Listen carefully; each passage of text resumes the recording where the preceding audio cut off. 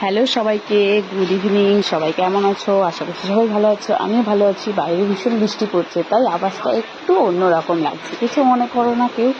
আমি শুয়ে শুয়ে ভাবছি যে আমার এত কাজ পড়ে আছে, বৃষ্টির দিন, আলসেমি লাগছে, কাজ করতে ইচ্ছে করছে না। আমি ভাবছি এটাই আর হাসছি। সব থেকে বড় কাজ কি পড়ে আছে, রাত 8টা বেজে গেছে, আমি এখনো চা খাইনি। তো চলো চা খাওয়া যাক। আমি ভাবলাম যে না, চা তো খেতেই হবে। তারপর আমি উঠে চা খেতে চলে গেলাম।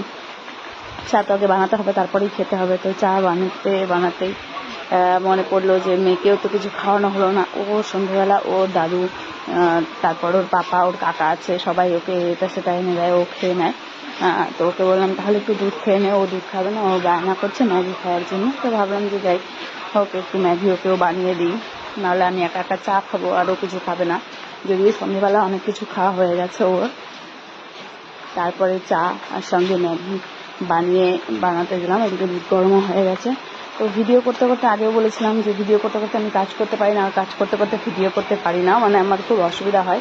তো সেই জন্য একটা বড় ভুল হয়ে গেছে, ম্যাগিতে জলটা বেশি হয়ে গেছে আর চায়ে চিনিটা কম হয়ে গেছে। তো মেয়েও বলছিল ম্যাগিটা খেতে ভালো হয়নি, আর আমার চাটাও খেতে ভালো হয়ে গেল।